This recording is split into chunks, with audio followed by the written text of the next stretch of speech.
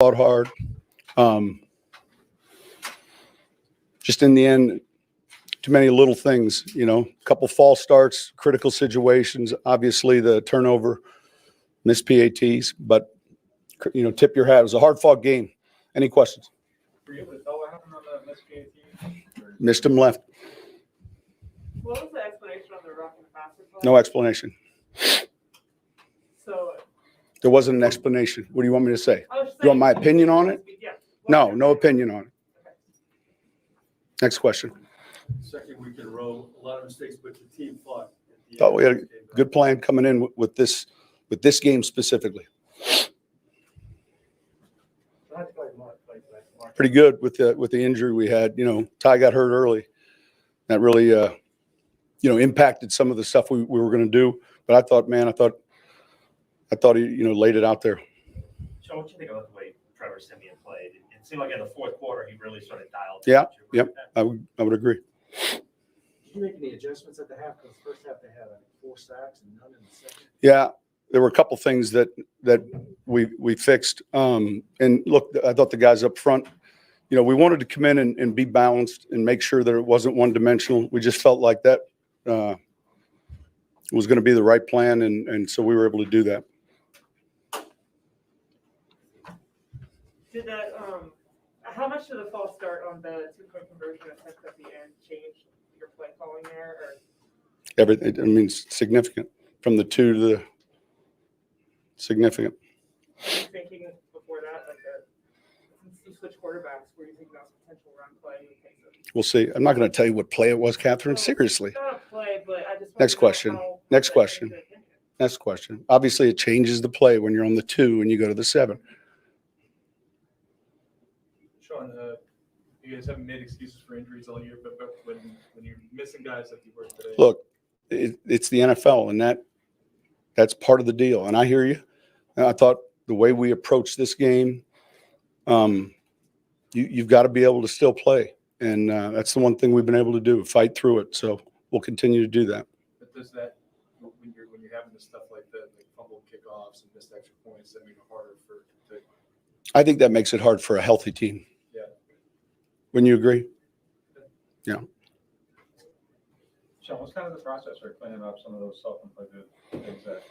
Man, it's the attention to detail. Obviously, we look at it as coaches too. Start with me, but then pretty soon we start looking at who's doing it. We start evaluating who's making plays and who's not, and it just is what it is. It's our league. All right, thank you.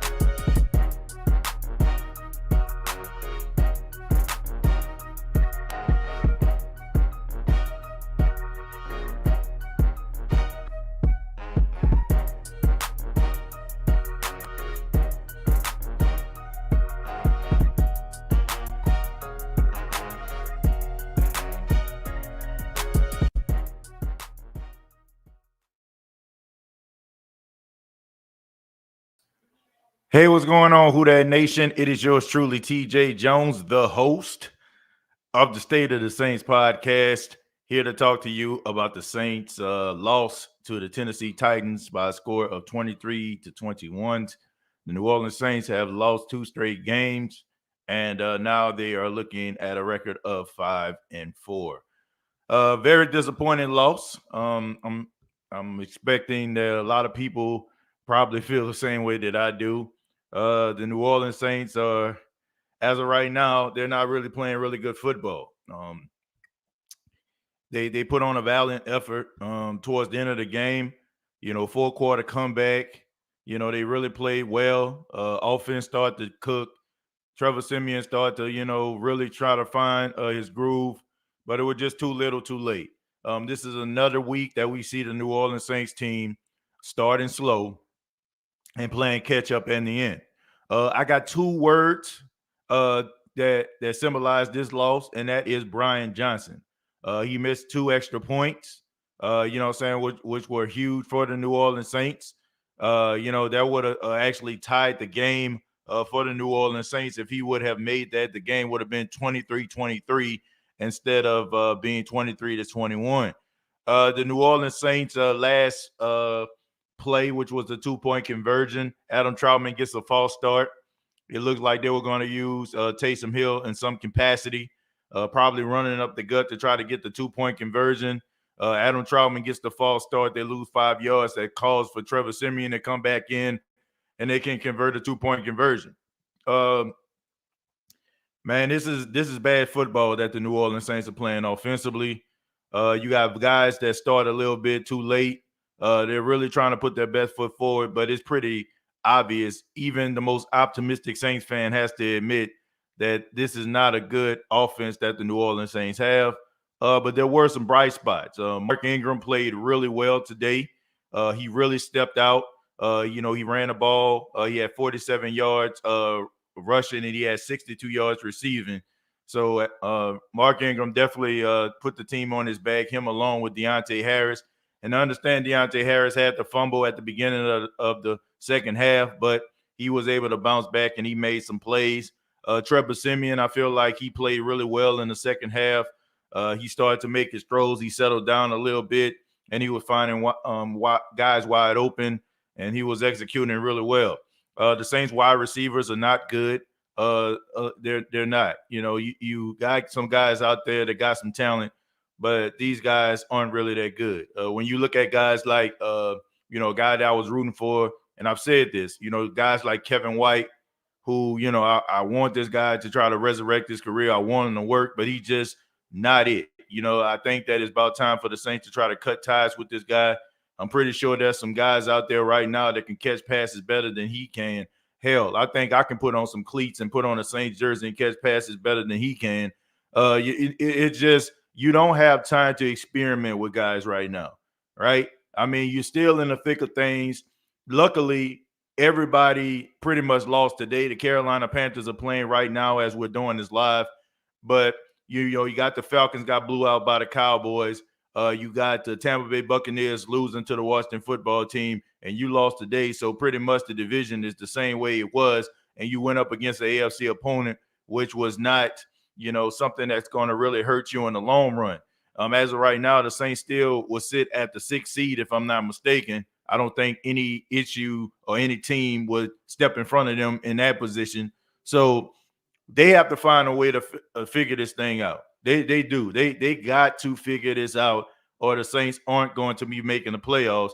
I mean, hell, they might be picking in the top 10 from what I'm seeing from this offense right now. I hope that I'm wrong, but it is what it is, man. This is some bad stuff right here, man. This is some bad stuff. We can't seem to find a kicker that can kick between the uprights, no matter who they are. They give us some good moments one week, and then the next week they forget about how to kick a field goal.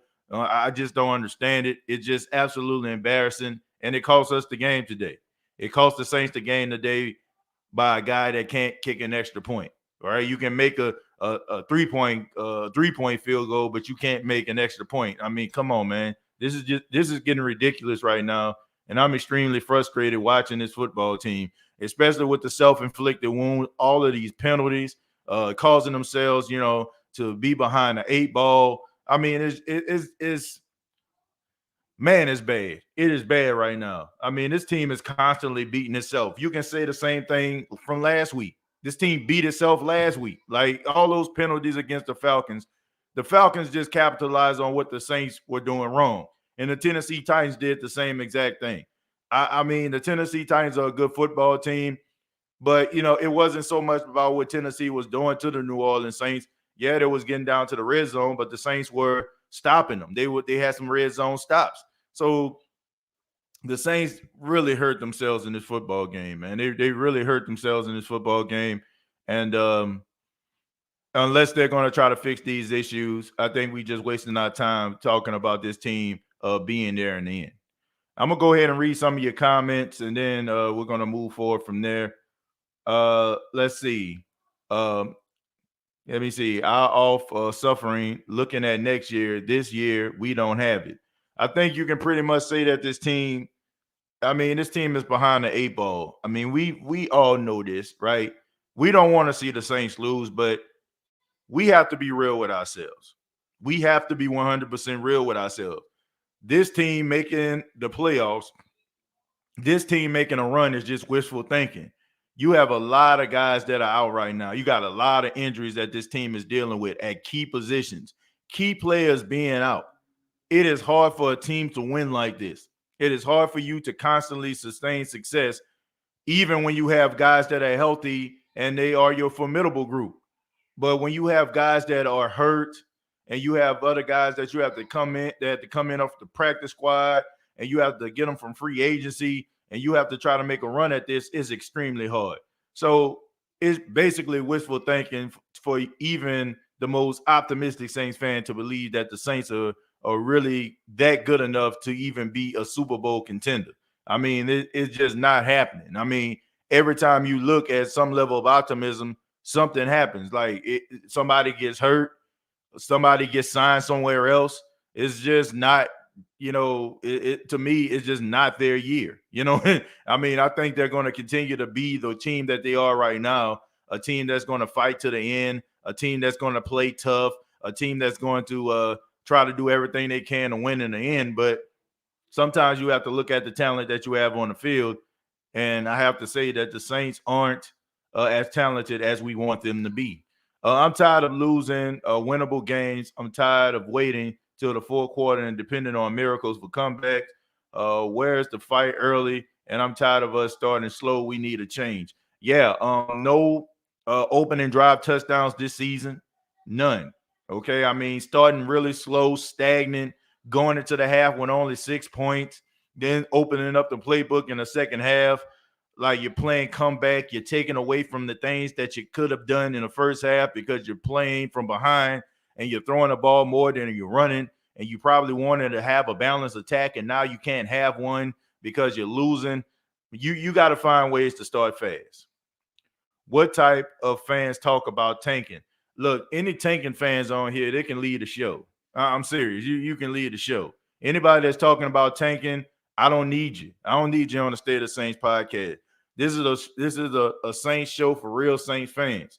But you know what I'm saying? We can find solutions. You can stand on the fence, talk about how you feel like this team leaves a lot to be desired. You can talk about how you feel like this team can still make the playoffs. But what we're not going to do, and what I'm not going to tolerate, and what I'm not going to read are from fans that are so doggone fair weather that they're talking about tanking. I ain't trying to hear nothing about no tanking. And honestly, I mean, if you're talking about tanking, I'm not really going to listen to you because I'm going to tell you, you don't know a damn thing about football. Seriously. If you're talking about tanking, you don't know a damn thing about football, because the question I would have for you is tanking for what? Like, what would the Saints be tanking for? Like, seriously, what would the New Orleans Saints be tanking for? What do you see out there in college football do you feel like would come into the Saints organization and just give you some level of results that you're looking for right now by tanking? That is absolutely stupid. It is. I mean, I hate to say it, but I hate to call anybody stupid, but that is just stupid, illogical thinking right there. It's not. That is not logical thinking at all. You know what I'm saying? That is straight ridiculousness. And if you think you're talking about tanking, please leave the show. Who is this Tony Jackson clown? I don't know who Tony Jackson is. I have absolutely no clue. LOL. Here go this dude. I guess they're talking about the Falcon fan. Tony is a Falcon fan, which I don't even know why he here. Like, if we feel bad about the Saints losing, imagine how they feel. They got beat to sleep. I mean, they got embarrassed today. Took them boys behind the woodshed. We got the team. We just got to be more aggressive from the start. No, we don't. No, we don't. We don't have the team. Like, I mean, look, I get it, but we ain't got the team. We don't. You know what I'm saying? Like, this is like they fight, they scratch, they claw, they're competitive, but this is not the team that we expected them to be at the beginning of the season. It's not. We expected for them to have Alvin Kamara and Michael Thomas and have have Jameis Winston as the quarterback and be able to do some things and offensive innovation and open up the playbook and throw the ball down the field. This is not that team. This is a team that is just trying to find what they can and try to do everything they can to try to be on the winning end. I mean, that's just the way that it is. This ain't it, bro. This ain't it. Whomever is talking about tanking clearly doesn't know football. Team is way too talented for that. What reason would we do that anyway? Yeah, that's what I'm saying. Like, what do the Saints actually have? Like, what do the Saints actually have out there? Like, you feel like, what does college football have, rather? I'm looking at the comments and trying to talk at the same time. But what do they have out there that, be like, okay, we need to tank for this guy? Yeah. I mean, come on, man. Like, if you talking about a wide receiver, I mean, come on. You can get a wide receiver late in the first round, early second round, third round that can do something. No reason to tank. A lot of the NFC teams are still losing, so we will still make the playoffs. That's all I'm saying. That's a good point. We still got the team. Already read that. Let me see.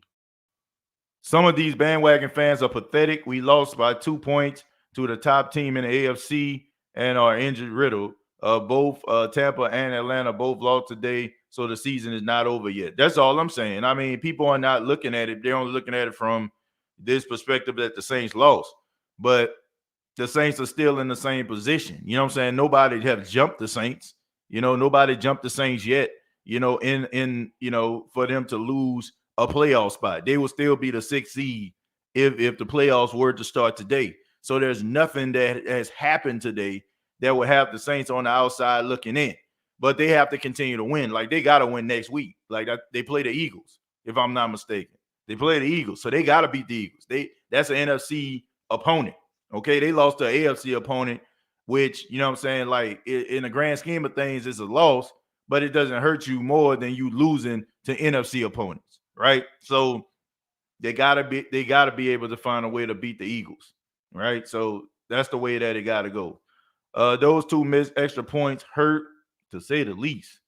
Yeah, the Saints, I still love them. Who that? I know the Falcons should not be talking. Y'all lost really bad. Yeah, they got taken to the woodshed. They got beat to sleep. I missed it. How y'all let the Falcons beat y'all? I really don't know. I really don't know. Let's see. I'm just here so I won't get fined. Sean mad. Just glad Tampa and Atlanta lost. Hopefully Carolina catch that L too. Well, they might lose. I mean, they lost Sam Darnold. He's not out there playing. I think they got PJ Walker. I think he's the starting quarterback. And I'm pretty sure in a couple of weeks, they're probably going to have Cam Newton as their starting quarterback. And maybe, they'll be able to muster up some victories. But I don't know. Anybody know the score of that game as of right now, of the Carolina-Arizona game? I'm not sure. This was disgusting, TJ. Yeah, it was pretty bad to see. I'm not going to lie about that. Can we cut the kicker and Troutman? Well, I have to say this. Even though Troutman had the false start today, he did have that drop pass that could have converted a third down. I think he played much better than he did last week. And, I'm not into the whole cutting at him Troutman thing. Like, I get it. Like, okay, he's not playing as good as we thought he would. I thought he would be better than what he's showing right now, but I wouldn't say cut him. I'm not on board with cutting at him Troutman right now. I just think that he's not the guy that we thought he was. And maybe that's the biggest disappointing thing about it, because we had all these expectations for him and he's not living up to those expectations we had for him. So that's the reason why him going out there and not putting forth the effort that we thought is hurting us more, because we expected more out of him, and it's not that. Jerry said, excuse my language, but I'm not happy. I think a lot of people aren't happy. A lot of people aren't happy, but I mean, like that old saying says, Mama said there'll be days like this. You know what I'm saying? Like, we knew that it was going to be a tough sledding for the Saints, dealing with all of these injuries. And, the Saints, to me, are a resilient team. And it shows like how tough this team was, because This stuff could easily have been going at the beginning of the season. They could have easily been doing these things at the beginning of the season when the season first started, when they started to have injuries. I mean, they had Eric McCoy was out. Teron Armstead was out. Well, Teron Armstead wasn't out, but you had Eric McCoy that was out. Michael Thomas was out. Will Lutz was out. Kuan Alexander was out. So you had like all of these dudes that were out of the game, and the Saints could have easily been in this position right now. The fact that they were winning games due to, you know, these injuries that they was having, and they were still finding ways to win, we kind of look past that. You know, that's why I was saying at the beginning, man, this is a special team to deal with these injuries and be able to sustain some level of success. But now we're seeing like, okay, man, the next man up. You can say that all you want to, but there's a reason why Alvin Kamara is so special. There's a reason why, regardless to if you like Jameis Winston or not, why he was so special. These guys were making plays. And I have to say, man, you know, I'm not as off on Trevor Siemian as some people are. Like, dude is, you know, the dude is not bad. Like, the only knock I have on Trevor Siemian is he panics when pressure is in his face. And he doesn't try to scramble or try to move around in the pocket. I feel like he needs to move around the pocket more. You know what I'm saying? If they flush him out, you know what I'm saying? Try to get a couple yards and slide or something like that. But besides that, like the dude is formidable. You know what I'm saying? Like if the Saints had more talented receivers and Trevor Siemian at the quarterback position, the Saints can win football games. Like they can win. Like the dude isn't god awful. Like he isn't like so awful to the fact that the Saints can't win, you know, can't win with him. Like the dude do okay. But it's just the fact that the Saints don't have talent around him. They don't have any other talented player. They may have like two. Like, think about this, man. If you're looking at the Saints offense, there's only two people that probably stood out to you today, and that's Deontay Harris and Mark Ingram. Everybody else was just out there. Just as simple as that. Everybody else was just out there. They were just out there. You know, so I just think that when you have a quarterback that probably isn't as, you know, doesn't possess like certain levels of you know what I'm saying, certain attributes as other quarterbacks, you got to be able to put more talent around him to be able to compensate for that. Tim, thank you very much for the $5. Says, I don't know, TJ. Sean just said he's starting to look at those who are causing the penalties, not just the penalties anymore. He's going to make some changes. Well, he need to. And they need to start with some guys that, you know, that's just that it's just not working out. It's just not working. Like, like I just feel like man, bruh, I look at guys like Kevin White. It's just not working, man. It's just not working. Like I really feel like if you put somebody like Lil Jordan Humphreys out there, you know, like Lil Jordan, I'm pretty sure Lil Jordan probably would have came down with a couple of them passes that he threw to Kevin White. Kevin White just ain't it. Like I don't know if it's just the fact that he get nervous. I don't know if it's just the fact that he's in his own head or just the fact that he got hands of stone. I don't know what it is, but the dude has speed, and I don't know, like it just makes you wonder, like what in the hell does he do at practice that has him like activated on a 53-man roster every single year? Like, I mean, every single week rather. Like, what does he do in practice? Like, is he smoking the secondary? Is he catching passes over the cornerbacks? Like, what is he doing? Like, because when he gets out there on the field, it's like, man, why are you out here? Like, I'm dead serious, bro. I am not joking. I feel like I can catch better than Kevin White. I feel like I have better hands than Kevin White. There's no way. Now, I understand it was a tough pass to catch, but when Trevor Siemian threw that ball down the field, he jumped up and elevated in the air. The ball went like right off his chest. Like, what in the world? Like, how, bro? Like, I understand that Sean Payton likes to make himself look like he's a genius. He likes to make himself look like he knows what he's talking about when nobody else does. I know he thinks he's smarter than everybody in the room, but this Kevin White experiment is just not working, bro. Like, that dude, like, he just taking up some space right now. And I'm, you know, and I want, like, if you look at my prediction show, like, I even predicted this dude to score a touchdown. Like, I want this dude to work, but it just ain't working, man. It just ain't working. And it's getting worse and worse. It's getting worse and worse. And you don't have time to be experimenting. Like if you had like somebody like Michael Thomas out there, if you had Michael Thomas out there, okay, and you put Kevin White out there, okay, man, you know what I'm saying? You still got an elite receiver, but this dude is taking up somebody's space that can make something happen. And you know what I'm saying? Like I know Lil Jordan Humphreys isn't the best thing in the world, but Lil Jordan Humphreys caught more passes than Kevin White has. And I feel like he could do a little bit more than what Kevin White is doing out there. Kevin White just looked like he just out there.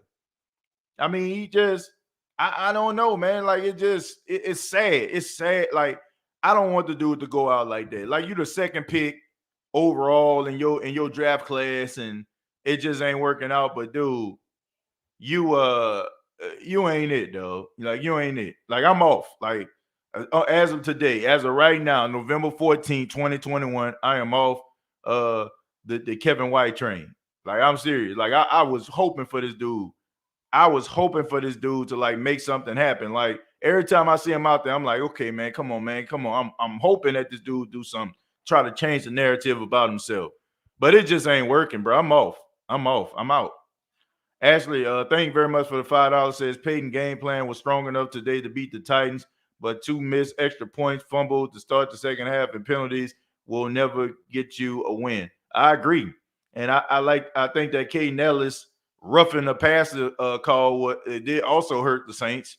I know we can dwell on that, but that was a huge play. That was a huge play. Like Marcus Williams picked that ball off in the end zone. Okay, so if you ain't call that roughing a passer, that's an interception. That's an interception that put the Saints at the 20-yard line, and they driving down the field. Now I don't know if the Saints are going to score or not. I don't know, but there's still time off the clock. And if the Saints get a 3 and out, they're still punting, and they still have to go back down there and try to, get back down the field again. That was a tough play. That was a tough play right there. And I think that I feel like that right there affected the game. It affected the game. Kevin White first pass catch, this man threw a hammer down. Like, dude, I understand he was excited because, it was the first time he caught a pass in a long time. I get that. But, dude, it just ain't working out. Lil Jordan and Callaway. Look, I think Lil Jordan Humphreys, he's not the best wide receiver that you're going to find, but I think he can play better than Kevin White. And I know that's not saying much, but hell, I just think that if you're looking at both of these guys, at least Lil Jordan Humphrey, we seen him score a touchdown before. At least we seen him move the chains before on a third down. Kevin White just out there. I don't know what the hell he doing. Lil Jordan is constantly being a healthy scratch. I don't know why. Yeah, let's just label White as a buzz dude. Has the talent, but he's stopped caring. I don't want to say that he stopped caring. I just think that he's in his own head. I think he's really in his own head.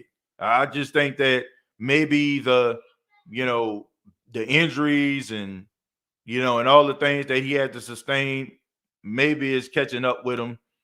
And maybe, it's that level of nervousness he comes out there with. But it's just not happening today, man.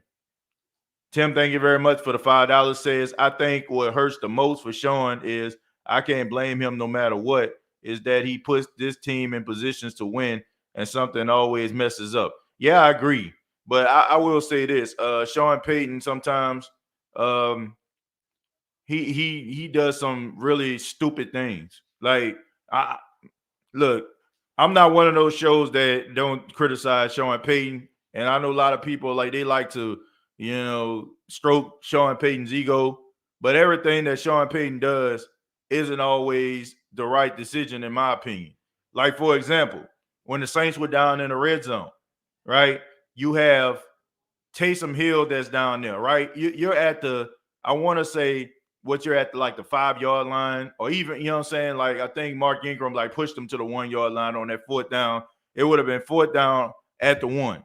Now, you at the goal line. Why are you not calling play for Taysom Hill? Now, if we know that there are times where a quarterback can be cooking, driving the ball down the field, matriculating the ball down the field, and then all of a sudden, out of nowhere, here comes Taysom Hill for no reason, no rhyme, no reason, no nothing. Just comes out there and just come out there with some RPO play for a couple yards, and then it just kind of mess up the repetition of the quarterback.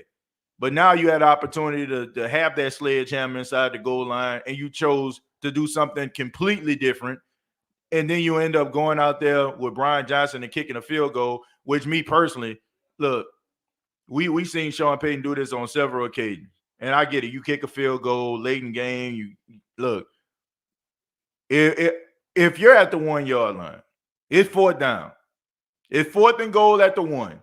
If you can't get 1 yard, you don't deserve to score. That's just the way I feel. That is how I feel. If it's fourth and goal at the 1 and you can't jump over the pile, if you can't ram your way into the end zone, then you don't deserve to score. I know Brian Johnson made the field goal, and you know what I'm saying, because he made the field goal, and it's like, okay, next play we'll go for 2. No. I'm going for it. I don't care if I get it or not. That's a smart decision, in my opinion. Nobody would question that. Nobody would question fourth and goal at the 1 yard line in the fourth quarter with about 4 minutes left on the clock or 5 minutes left on the clock. And let's just say you get stopped. Oh, well, if you can't get 1 yard, then you don't deserve to win. You know what I'm saying? Like, it's just what it is. Because I don't know. I ain't trying to putting it in the hands of, putting that dude out there on the field when he missed 2 extra points. I'm going for it. Fourth and goal at the 1 yard line, I'm going for it. I don't care if I don't get it or not. But you're going to know for damn sure, you know what I'm saying? You're going to know for damn sure I'm aggressive about it. Uh-oh, TJ, help. The chat is haunted. Chemo. Giving a shout out to Chemo. The OG. Let's see. Why not kick the tires on Kuan Baker? He's talking about can't be any worse than what's happening in our wide receiver corps. Man, you ain't lying. You might well just test the water, Keen Arthur. You might as well. You might as well test the water. Nobody's out there that's out there just out there tearing it up. I must say, okay, I will admit this. Traquan Smith had a pretty good game too. It seemed like he was playing more aggressive than I've seen him in past weeks. So I give him some credit for that. Okay. Those 2 goal line catches that he had, him extending out like that, you know what I'm saying, with a one-hand snag, putting 1 foot down, trying to put 2 feet in bounds. I will give Traquan Smith credit for that. But they have some guys out here. There's not a guy in that wide receiver room, for the exception of maybe Deontay Harris, that I'm not looking at man, I think I can do better than that. Whether that wide receiver is on the street, whether that wide receiver is in the locker room, on the practice squad, I will find out what I got. Because you got too many guys dropping passes. You got too many guys can't win their battles. You know what I'm saying? With man-to-man coverage. You got guys that are not extending themselves out there. You got passes bouncing off guys' chests. You got guys, instead of them moving to the left, they going to the right. I mean, just all type of ridiculous route running and just bad play from the wide receivers. So I'm going to find out what I have. If it's not in the locker room, then I'll go out there and try to get it. Or if it ain't working, well, I guess I'll see you next year. Because there's not a wide receiver that I see around the Saints facility, for the exception of one, that I feel like can't be, changed around. Can't be expendable. I mean, it's just bad, man. It's bad business out there in New Orleans right now at the wide receiver position. TJ, what do you think about Lattimore's game not playing up to his contract, and Ruiz was a waste of a draft pick, says Joe Law? I don't feel like Ruiz was a waste of a draft pick because I haven't heard about Cesar Ruiz in the last couple of weeks. I'm being serious. We only talk about people when they having a bad game. Cesar Ruiz, yes, at the beginning, when he played center, he was struggling because that wasn't his primary position. But when Eric McCoy came back over the last couple of weeks, I haven't heard anything about Cesar Ruiz. I haven't heard him getting, getting steamrolled, anything like that. He had a bad game today. I can't say that, it's just a waste of a draft pick because the last couple of weeks, Cesar Ruiz been playing pretty good, and I haven't heard anybody coming into the chat or anybody asking me questions about Cesar Ruiz.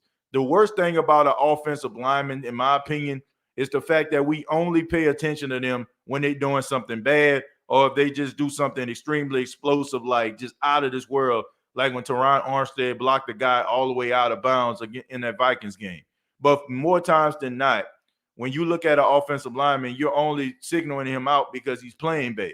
He gets beat by a guy, and the guy ends up sacking a quarterback. But, you know, as far as like Marshawn Lattimore, yeah, this was a terrible game for him. And I'm a Marshawn Lattimore fan. I am. But this is the reason why people can come on shows like this, or they can talk about him not living up to his contract because they talk about his inconsistency. And this is inconsistent. I mean, the guy Johnson, I mean, he's not a household name. I mean, this guy, you probably have to look on Wikipedia to find out who the heck this guy is in most cases. But he was out there working you. And that's what I'm talking about. Like when you're going up against guys like Amari Cooper and Mike Evans and Julio Jones, even in A.J. Brown's case, he didn't really do too much of anything in this game. He caught a couple passes. But when you come up against some of these big name guys, the upper echelon of players, you play like you're the best cornerback in football. But when you go up against guys like, you know, Brandon Edwards, when you go up against guys like, you know, Johnson today, when you go up against guys like Hunter Winthrow, you know what I'm saying? Like it seems like you forget how to play the cornerback position. You cannot say that you're the best cornerback. You cannot be mentioned among the upper echelon of cornerbacks when you're out here allowing guys that are just role players to get the best of you. You know, you can't do that. You know, I do feel like he's still the best cornerback on his team, but you have to be able to be consistent. Like, to me, I feel like this was a really good game for Paulson Adebo. I bet nobody heard nobody say anything about Paulson Adebo today, did they? I just think that if you're going to be named one of the best at your position, you have to prove it game in, game out, no matter who you line up against. And it can't be because it's America's game of the week. And it can't be just because it's on Sunday Night Football or Monday Night Football and you like, oh, yeah, the whole world is watching, so I'm about to show them now who I am. No, you need to have that same energy. And when you're playing on prime time is when you're playing at 12 noon. It's just as simple as that. And if you're not doing that, then people are well within their rights to say that you aren't all that you think you are and you're not as advertised. Wadrick says, thank you very much for the $5. He says, I think we need to bring back Willie Snead.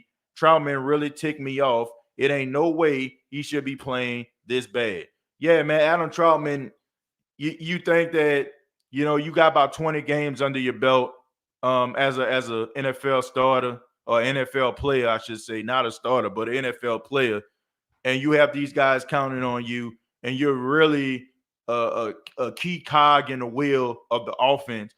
You got to be able to play better. Like, he's out there being out of position. He's supposed, you know what I'm saying? He's thinking that, you know, he's supposed to be, you know, going right. Trevor Siemian throwing the ball to the left. He's out of position. He's dropping passes. He's missing blocks. He's getting false starts. You cannot cause your team, you know, in games like this. Big-time players make big-time plays. And I think that we all can say that right now, Alan Troutman is not a big-time player, to say the least. Do I feel like the Saints need to cut him? No. But I do think he leaves a lot to be desired. And as of right now, I don't think that he deserves to be the number one tight end on the Saints team. And I feel like they need to maybe look at another tight end to come in to take his place or make him earn his spot, because Alan Troutman, to me, is a huge disappointment. He's a very huge disappointment, and I'm very disappointed in what I'm seeing out of him right now, because you would expect more out of him, especially since the Saints decided to move on from Josh Hill and Jared Cook. Mike says, I will blame Dennis more than Lattimore. They were cutting underneath his routes with the crossing routes. Saints seem to struggle against those routes all the time, Mike. And that's the thing, man. This goes back to last year. When you're having these same type of issues year in, year out, I think you have to look at the defensive coordinator, because you have to understand what these guys' limitations are. And what makes you believe that the Philadelphia Eagles won't try to do the same thing? I know I would. I know I would try to do a bunch of crossing routes. if I know that I seen Tennessee found success, I seen Carolina have a lot of success doing it, why wouldn't I do it too? And I think that they settled down in the end. I think in the second half they were doing a better job with being able to neutralize those crossing routes. But you have to be able to get off the bus, being able to shut that kind of stuff down. Because when teams figure out, okay, we can continue to do that, well, you're causing yourself a lot of hardship. Yeah, Paulson Adebo was shut down. He played a very good game today. And that's the reason why, I think that we don't need to overreact when it comes to certain positions, because guys have bad games. And I just think that we just jump to conclusion like, oh, man, we need to get rid of them. But, these guys just have bad games. It just happens. Sometimes those game plans from the opposite side just a better matchup than what that player actually doing. Those guys look at film too. They watch countless hours of tape, and they know what the New Orleans Saints players are capable of doing and what they can't do. That's the reason why you've seen a lot of those passes to the running backs and tight ends when Kuan Alexander win a game, because they know that Kuan Alexander, more times than not, better at run support than he is when it comes to coverage. So you have a lot of people looking at that. These guys burn the midnight oil too. Sean Payton, Dennis Allen, Pete Carmichael, and crew aren't the only ones watching game tape. And I think sometimes we have to pay attention to that and know that as well. Nobody pays attention to how the NFL works, scripted. Bryant, I must say, I said that at halftime, and I don't know if you checked it out or not, but I mentioned that when you look at some of these referees and they throwing these flags on these ticky-tack calls, and these calls are actually causing, spot fouls, like if it's pass interference on a deep bomb of, a 50-yard bomb, that's a 50-yard penalty right there, right? And it's setting teams up to be in the red zone. It's setting teams up to be, on, at the 1 or at the 2. That can dictate the game. And those roughing the passer penalties, that's an automatic first down. So I do feel like when you look at stuff like that, it makes people believe, oh man, the NFL, maybe it is scripted. NFL, maybe they are dictating that. Maybe some of the things that they have going on with Vegas, maybe it is getting involved in the game. You never know. And the talk is only going to get more louder. And I'm not just saying that because the Saints lost. You can see that in a lot of games. We talked about that Chicago Bears game last Monday. A lot of people were talking about that. So I think the whispers are going to start to become more and more louder if stuff like this continues to happen. Know what makes it even worse, TJ? Brown didn't do much today. Yeah, A.J. Brown didn't do much of anything. But I think that everybody kind of figured out the type of day it was going to be for the New Orleans Saints. When Ryan Tannehill fumbled the football and it went forward, A.J. Brown recovers the ball and they get a first down. That pretty much summed up the day for the New Orleans Saints, right? And it basically sums up the season. When you think that the Saints have it in control, like they don't. TJ, what's your take on Peyton's continuously starting Troutman? This dude has a brain fart every game during critical plays. I think that he starts Troutman because who else you going to start? Who else going to be out there? You got Juwan Johnson. Yeah, but I don't think that Sean Payton believes that Juwan Johnson is better at playing the tight end position than Adam Troutman. And in some ways, he's not. He's not a better blocker than Adam Troutman. You have to understand that the tight end is not just designed to catch the ball. They're designed to block too. So I think that they look at what they can do with Adam Troutman because his ability to block, they can do more. But they don't really have nothing else. I mean, Nick Verrett, I mean, he's been hurt all season. So what can you do? TJ, I'm going to get some stuff off my chest today. All right, sound good to me. Okay, think about it. Dez Bryant or Larry Fitzgerald? Man, I don't know. Both of them. way they playing. Adebo must have did his job. His name wasn't called at all. Basically, like I said, some positions, they don't really get called that much. They don't get called that much unless they're playing really bad. Somebody say Golden Tate.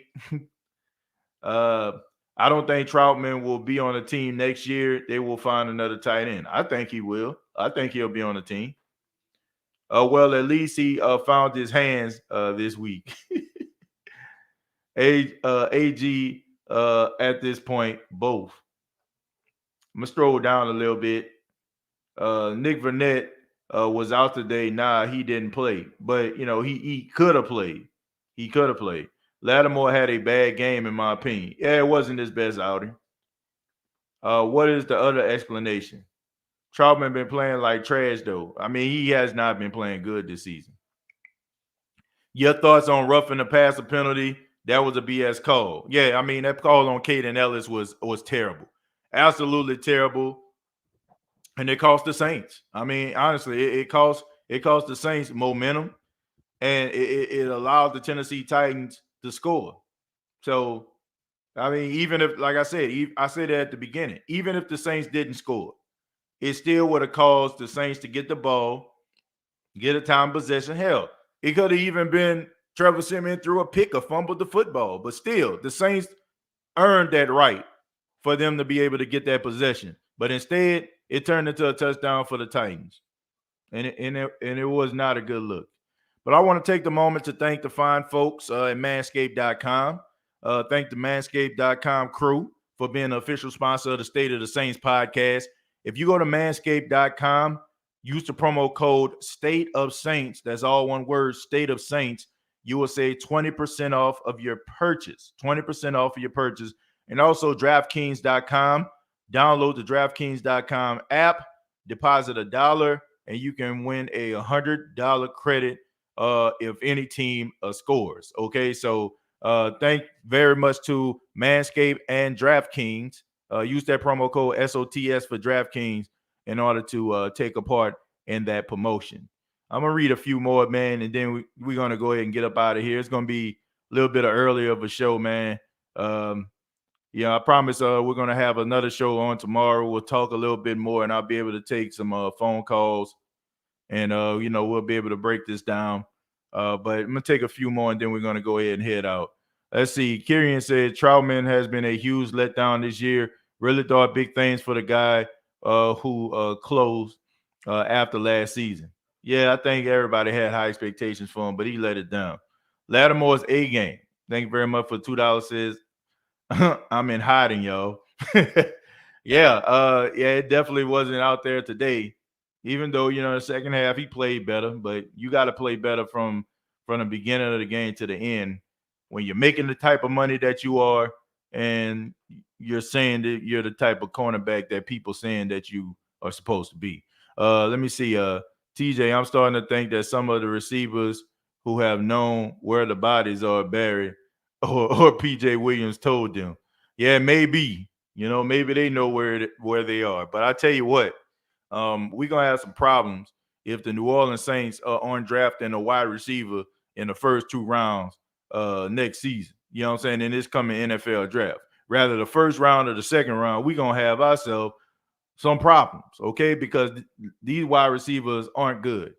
They suck. You know what I'm saying? Like, they're not very good. Spallville, thank you very much for $5. Said TJ, I find it funny that the announcers give Simeon big ups in the loss, but found a way to down famous Jameis in a win. Yeah, that's a good point right there. That's a good point. But here's the thing that they'll probably say. They'll say Trevor Siemian is an unheralded guy out of Northwestern that nobody really expected to make the NFL. And Jameis Winston is the first overall pick that came into the league with all type of expectations. So that's what they'll probably say. But I definitely agree with what you're saying. They both played extremely, to me, they're both playing extremely well. Jameis played extremely well when he was starting. I think Trevor Siemian is playing well also. The Saints are losing games, but it's not because of Trevor. It's not because Trevor Siemian is not throwing the football where it needs to be. It's not because of that. And I think that's where the most frustrating thing about all of this is. Like, Trevor Siemian is playing good enough for the Saints to have won the last 2 games. Like, that's what makes, like, if Trevor Siemian was out there throwing interceptions left and right and throwing, like throwing the ball and looking like Nathan Peterman or something, then I'd be like, okay, this ain't it. But Trevor Siemian is playing good enough for the Saints to not only win these games, but if that defense on their A game can actually, need I say, win the division. Like, that dude is not playing bad at all. This dude is doing what needs to be done. He's putting the ball where it needs to be, and also this is how you know these guys are trash. Like, okay, last year when Drew Brees was here, we all know Drew Brees. Look, Drew Brees has to, one, trust you, or number two, know for a fact that you're open. Drew Brees is not going to throw you the football. He's not. Like, if he feel like if he can't trust you, or he doesn't consider you being open, he doesn't have some level of rapport with you, he's not going to throw the football. That's the reason why Michael Thomas was getting all those targets. And I said in the offseason, this is why I said I had to reserve my judgment.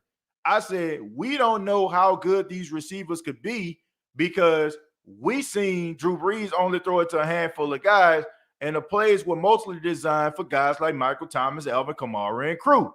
But now when you look at it, Trevor Siemian is throwing the ball where it's a one-on-one matchup, cornerback versus these receivers, and they are not catching the pass. The ball is bouncing out of their hands. The ball is, they're not coming down with the football. So this tells me everything that I need to know. When people were saying that the receivers weren't good, that's basically that was just speculation. Now we can emphatically say these receivers aren't good, because they're getting opportunities to catch passes.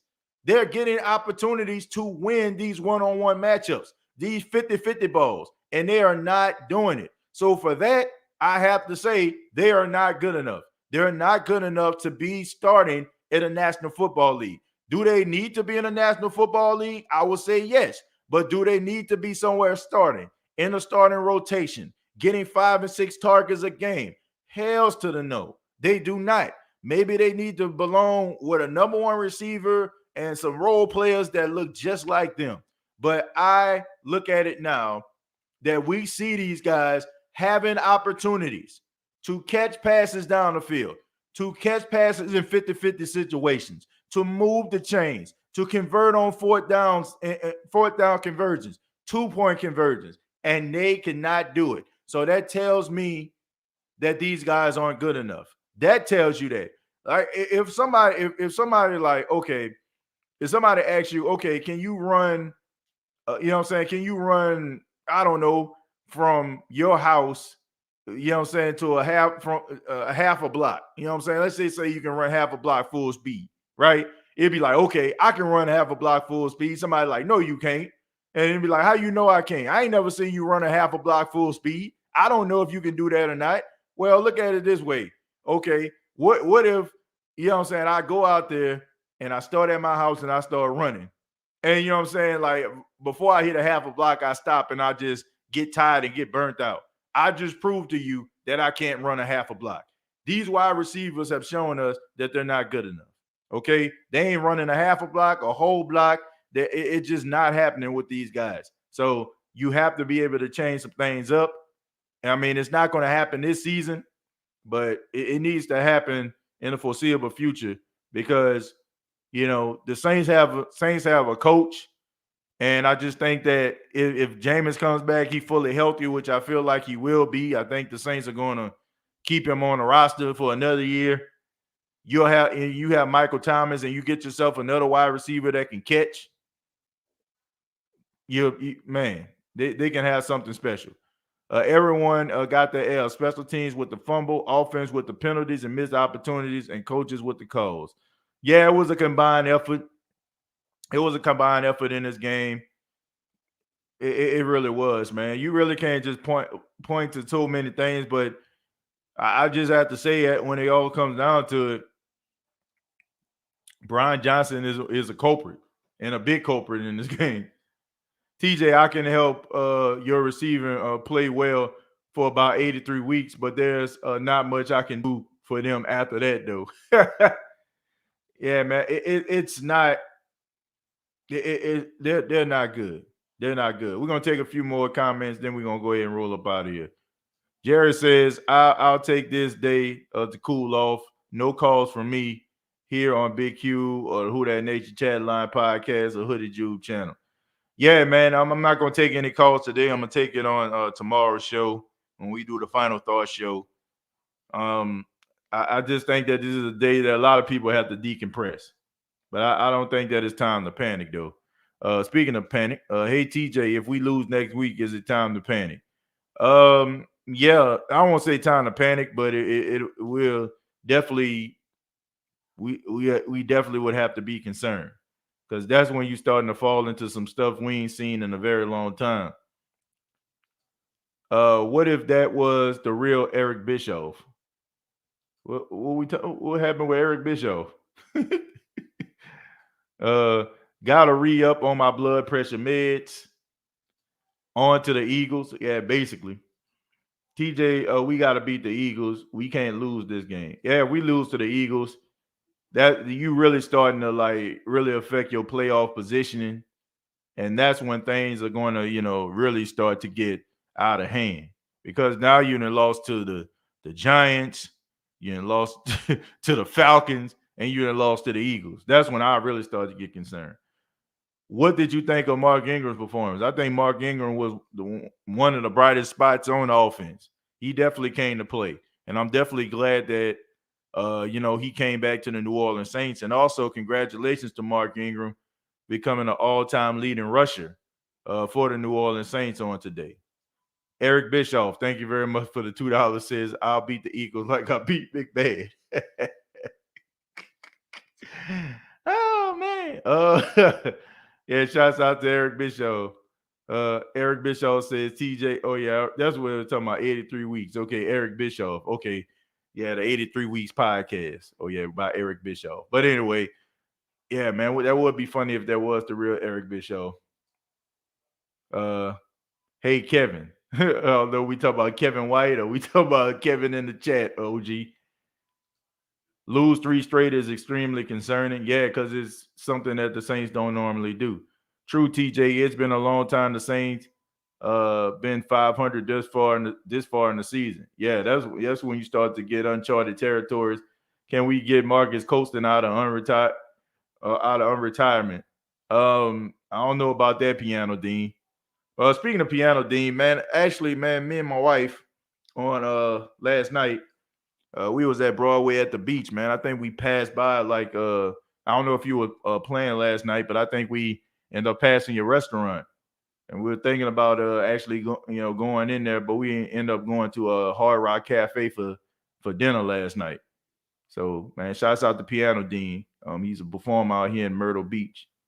Let me see. Where's Lil Jordan? Give him some chances. I agree. Throw some against the wall. See that it stick. Because right now it stinks, right? What you're throwing against the wall stinks. Let's see if it sticks. Somebody says, isn't Larry Fitzgerald available? Yeah, he is, but I don't think Larry Fitzgerald want to come back for a team just to play. I think that he would just I think that he wants to play for a contender. TJ, speak on Roman Reigns. Roman Reigns, I think he's one of the best characters out in wrestling right now. He's extremely talented. Has really good matches. I think that he has a really good gimmick along with his cousins, the Usos. And I think that I think that he's playing. I think he's doing his best character work in his career. See, TJ, we're going to draft Jericho McCrickleberry in the first round. It wouldn't surprise me. It's always somebody we ain't never heard of, or somebody that's going to get hurt in the first 3 weeks. John Payton definitely about to bend someone. Yeah, he was mad, man. Yeah, he was mad. Piano Dean says, "Oh man, I was playing." Yeah, y'all was, man. Cause I can't think of the song that y'all. Oh yeah, I think "Sweet Child of Mine" was playing, Piano Dean, when me and my wife walked past. We was walking past, and it was packed up in that thing, man. It was packed up in that thing. I think "Sweet Child of Mine" was y'all playing that. When me and my wife walked past the restaurant. So, and y'all had everybody singing along. So shouts out to Piano Dean, man. They had the place rocking last night. TJ, speaking of rigged, remember a few years ago when the Jaguars went to the AFC Championship and New England could not do nothing against their defense. Refs gave New England a 63-yard PI call. Yeah, I remember that. I remember that, man. I actually did a video on that, and it showed up not too long ago. Let's see. I was on the drums for a sweet child of mine. Yep, we rocked that one. Yeah, I told you, man. Like I heard it. You know, I definitely heard it, man. And it was packed out there, man. Yeah, it was like, man, it was a great atmosphere out there, man. If you never been to Broadway at the beach or ever came to Myrtle Beach, check out Broadway at the beach, man. It's an exciting spot. There's some really good restaurants out there, and you know, it's a fun place to go. Keen Arthur, not going to lie, TJ, call me petty, but if Cam Newton eyeball out with the opportunity, then dip on Carolina for the way they screwed him, if he gets some offers after this year. Yeah, but I don't know, man. I think that I don't know how many more years he have, but I'm glad that he's back with a team that he's familiar with, man. It just makes sense. Like Cam Newton in Carolina just makes sense. Sean Payton about to draft a DM that convert to wide receiver in his senior year from a small college in Wyoming in the first round. TJ, how about Marcus Davenport? Dude was a savage. Yeah, man. Davenport had a really good game, 2 sacks. And that was on Lewan, man. Lewan, one of the best left tackles in football. So for him to get that type of matchup and be able to win that matchup more times than not, it shows us that Davenport is really becoming that player that we need him to be. Kevin says, I like the channel too. TJ holds no punches, give credit where credit is due. But if it stinks, he spanks them. Man, we got to be real, man. We can't just be, just looking at team with rose-colored glasses. We got to be real with it, man. If they play well, if they play well, they get credit. If they play like trash, I'm going to let them know. Jay says Mark Ingram played a good game. I think he broke the record in rushing yards or something. Yeah, he did. He did. He broke Deuce McAllister's record, so he's the all-time leading rusher for the New Orleans Saints. Packers, Seahawks 0-0 in the second quarter. Wow. Cam Newton needs to be happy he's on someone's roster. I agree. TJ, tell Who That Nation to keep that same energy on Davenport, my boy. My boy Hoopin. Yeah, that boy out there balling, man, and I'm glad. But at the same time, Keen Arthur, I think that I can understand how people were feeling frustrated about him being hurt all the time. So I can understand why people felt the way they did about him, but I'm just glad that he's coming into his own.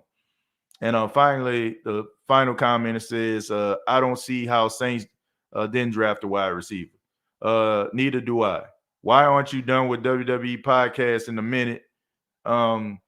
First, I'm going to answer Elliot's question, then I'll do Josh. I don't see the Saints draft. I don't see how the Saints didn't draft one. I think they thought that they had the guys that were in place. I think they seen what Callaway was doing last year, and they thought combined with, Michael Thomas coming back, they'll be able to make some noise. Deontay Harris being able to stretch the field. And it was a good plan. It was a really good plan, man. It was a really good plan. It just didn't work out. And as far as the podcast, man, honestly, I may just have a lot of things going right now. I have a lot of things going. So I had to kind of push a few projects to the side. And I honestly gave that podcast over to my nephew, Kalen, who's going to be starting his own wrestling podcast. So I let him take over that responsibility because he's a huge wrestling fan. He watches it every week and he's passionate about it. And to be honest with you, I really just started to do that podcast again. Mostly because he got interested in doing podcasting, watching me, and he said that he likes to, he wants to do one too.